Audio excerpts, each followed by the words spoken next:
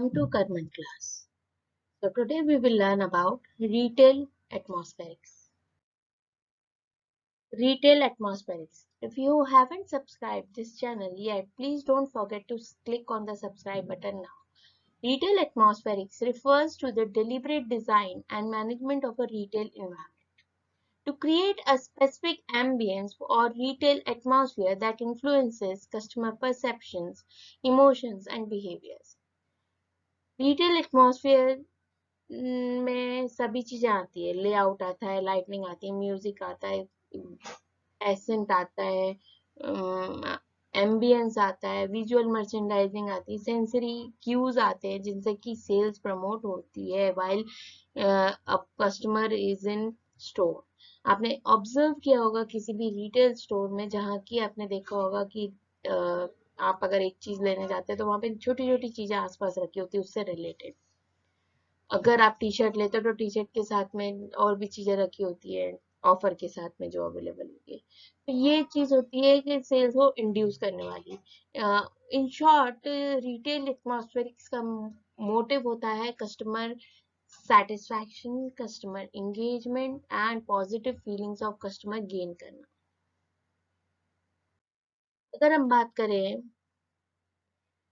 कि concepts of retail atmospherics तो उसमें जो है concept होते हैं, फर्स्ट होता है एक्सटर्नल एंड देन होता है इंटरनल.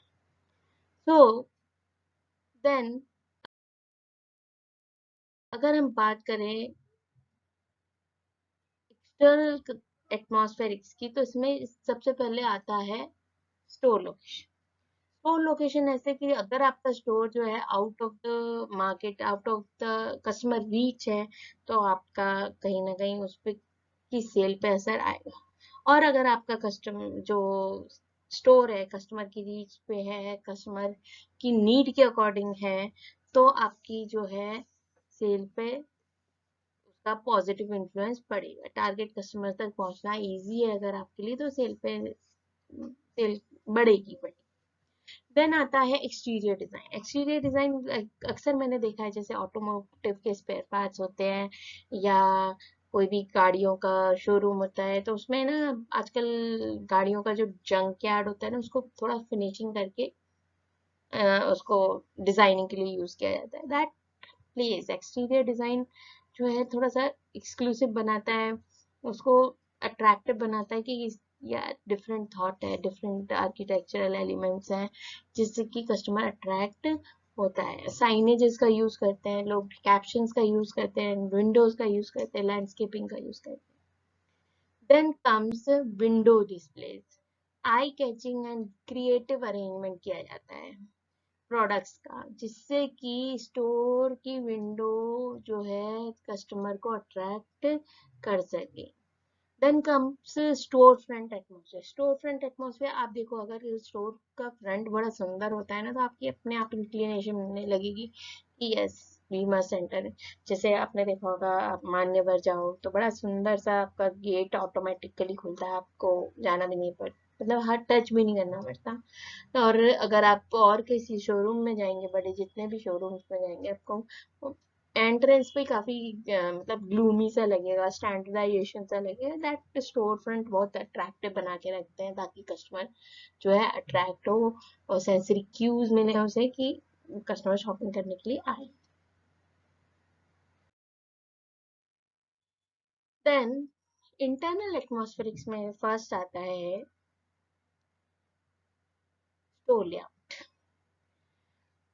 स्टोर लेआउट में अरेंजमेंट और ऑर्गेनाइजेशन ऑफ डिस्प्लेस डिपार्टमेंट्स. मतलब आप देखना कभी भी देखना, ज्यादातर मैंने स्टोर्स में देखा है ग्रोसरी डिपार्टमेंट जो है सबसे एंड में होता है, एंड में या बिल्कुल बिल्कुल यहाँ पे बिलिंग के काउंटर के पास में होगा. क्योंकि इंसान जस्ट सपोज आपने प्लान किया है आज मुझे ग्रोसरी लेनी, तो ग्रोसरी तो आपकी नीड है. अब रही बात ग्रोसरी तक पहुंचते पहुंचते आपको जो है बीच में उन्होंने क्रॉकरी भी दिखा दी, बीच में आपको फैशन भी दिखा दिया, बीच में उनके पास जो लगेज सेक्टर था वो भी दिखा दिया, इलेक्ट्रॉनिक्स भी दिखा दिया. ग्रोसरी तक पहुंचते पहुंचते आप कम से कम 6-7 सेक्टर से होके जाओगे. तो that might induce you to purchase these things. तो this also attracts customer. Then comes interior design. Interior design में मीन्स कैसा कलर है, कि कैसा कलर जो है अट्रैक्ट करता है सेल्स को। आप देखना कभी भी बहुत ज्यादा भड़कीले कलर नहीं होते, मीन्स ये होते हैं हमेशा कोजी से होते हैं, ताकि कस्टमर कंफर्ट फील करे एंड देन परचेजिंग करे। Then comes lightning design. Lightning design कहीं भी देखना आप प्रोडक्ट पे ज्यादा हाईलाइट करते हैं, वो हमेशा प्रोडक्ट को इतना अट्रैक्टिव दिखाएंगे कि यू विल, मतलब आपको बाकी और चीजें पे इतना ध्यान जाएगा ही नहीं। बाकी सारी लाइटनिंग आपको समझ में नहीं आएगी कि किसी और चीज पर पड़ रही है कि नहीं, आप सीधे प्रोडक्ट्स पर पड़ रही होगी। प्रोडक्ट इतना, प्रोडक्ट और ऊपर से ऑफर, तो उन जगहों पे वो इतना लाइटनिंग का अट्रैक्शन रखते हैं कि फोकल पॉइंट्स ऐसे बनाते हैं जो कि प्रोडक्ट की विजिबिलिटी को बढ़ाते हैं।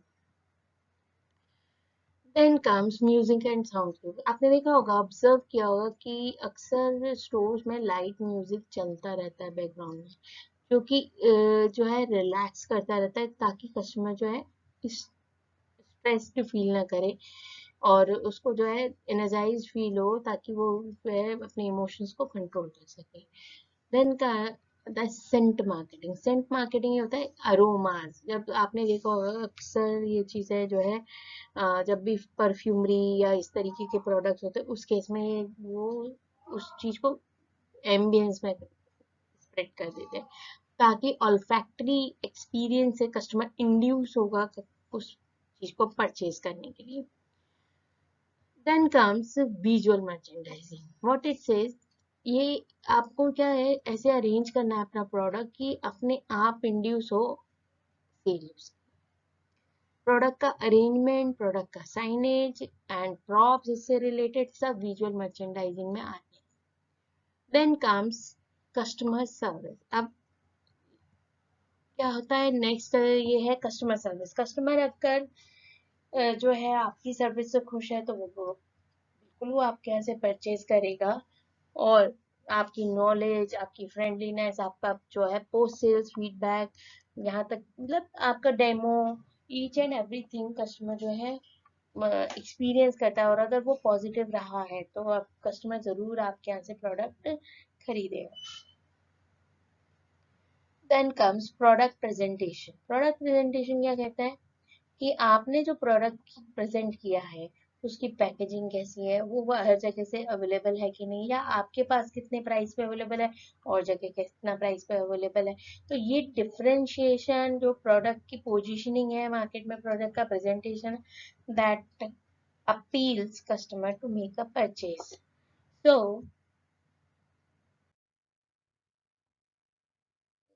now we will discuss about why retail atmospherics are important.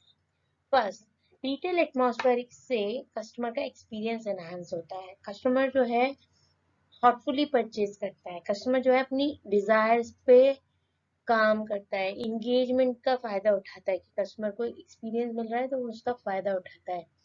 Then differentiates brand, मतलब मीन्स ये है कि ये जो रिटेल एटमॉस्फेरिक्स होता है ये जो है हमें लोगों से अलग बनाता है कि हमारे यहाँ का एटमॉस्फेरिक्स क्या है। अब जैसे आपने देखा होगा मैकडोनल्ड्स में सबसे बड़ा रिटेल एटमॉस्फेरिक का मेथड है वो रोनाल्ड। बच्चे उसी चीज उसी से अट्रैक्ट होते हैं, बाद में मैकडोनल्ड का बर्गर वगैरह खाते हैं, रोनाल्ड के साथ फोटो खिंचाने के चक्कर में वहीं बैठ जाते हैं। तो दैट डिफरेंशिएट्स इट्स ब्रांड। अब वही चीज और किसी रिटेल ब्रांड के साथ नहीं है ऐसी, ठीक है, अब कोशिश कर रहे हैं लोग, ला रहे हैं, लेकिन अभी उस लेवल तक की वो अचीवमेंट नहीं आ पाई है। तो रोनाल्ड उनके लिए एक रिटेल एटमॉस्फेरिक का एक आइकन बन गया है।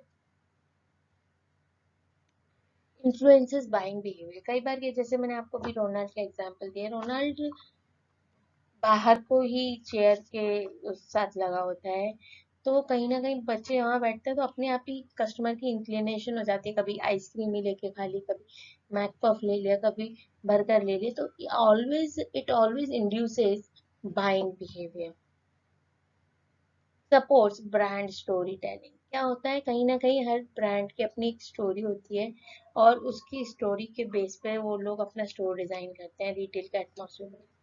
जस्ट सपोज आपने जंक यार्ड या एड हार्डी या जो भी देखा होगा, तो उसकी जो डिजाइनिंग होती है वो भी कैजुअल सी रखते हैं, बिकॉज उनका जो टारगेट मार्केट है वो भी वही है, और वो ब्रांड ही डिजाइन जो है एक एडोलसेंट से लेके टीनेज से, मतलब 20s या 25 तक की एज के बच्चों के लिए, के पीपल्स के लिए। तो वहां तक तो उस एज के पीपल जो भी जिस तरह का टेस्ट पसंद करते हैं वो उसके अकॉर्डिंग ही वहाँ की स्टोरी, वहाँ का एम्बियंस उसी के according design. Now shape perceptions and image. क्या होता है, कई बार कुछ चीजें ऐसी होती हैं कि हमें इमेज में नहीं समझ में आ रही होती, तो वो हम क्लोजली जाके देखते हैं। आपने देखा होगा डमीज को भी अगर वो ड्रेसेस पहनाते हैं तो उसकी फिटिंग करने के लिए वो क्लचर्स एंड ऑल, यहाँ तक कि ऑप्शन है कस्टमर के पास टच करने के लिए, इमेज भी है, मतलब ईच एंड एवरीथिंग कस्टमर का परसेप्शन, कस्टमर का डाउट क्लियर करने के लिए सब कुछ है यहाँ पे।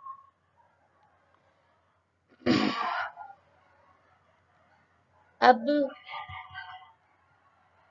Creates memorable experience, what it, जब भी कस्टमर को अगर रिटेल एटमॉस्फेरिक्स अच्छे मिलते हैं तो उसके लिए एक मेमोरेबल एक्सपीरियंस बन जाता है जिसको वो भूलता नहीं है, right. Boost employ morale, employ morale इसलिए एम्प्लॉय को भी अच्छा लगता है व्हेन जो है एटमॉस्फेयर जो है अच्छा रहता है, तो कस्टमर को इंड्यूस करने में, कस्टमर को सेल्स के लिए इंड्यूस करने में, कन्विंस करने में आसानी होती है। Maximum space utilisation.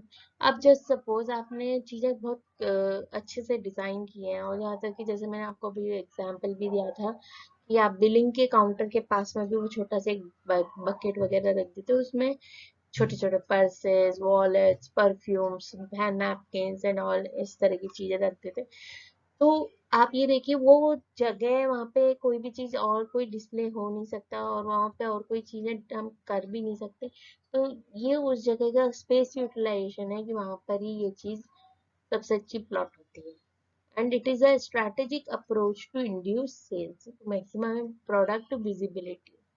सिमिलरली आपने एक ना बिलिंग की जगह पर अक्सर लोग वेकेंट खड़े होते हैं, तो आप एक एक सैंपल पीस वो जो है बिलिंग के बैक साइड पे जरूर लगाते हैं, ताकि जो है अगर कस्टमर का माइंड नहीं है, कस्टमर को अचानक से याद आया, तो वो वहीं की वहीं देख के भी प्रोडक्ट को ले सकता है। So this was all about this. So thank you, and don't forget to subscribe, like and share. Bye.